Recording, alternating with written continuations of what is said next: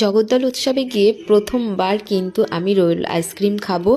আর এটা কিন্তু আমি সবসময় দেখতাম সব জায়গাতেই, কিন্তু কোনোদিনও খাইনি জানো তো। তো এই প্রথমবার কিন্তু আমি বললাম চল কোয়েল প্রথমবার একটু টেস্ট করে দেখি কীরকম।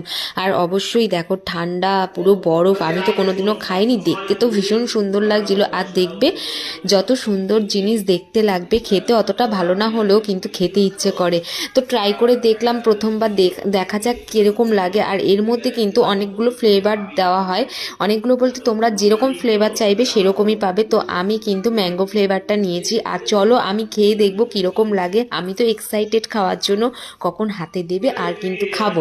যাই হোক, এদিকে কোয়েল কিন্তু হাওয়াই খেয়ে যাচ্ছে আর আমি এদিকে আইসক্রিমটা নিয়েছি। চলো খেয়ে তোমাদেরকে বলি কীরকম লাগছে। মোটামুটি দারুণ লাগছে, কিন্তু আমি বিশ্বাস করো বেশি খেতে পারিনি, কারণ পুচকু ছোট ঠান্ডা লেগেছে, আমারও ঠান্ডা লেগেছে, তাই বেশি খাইনি। টাটা।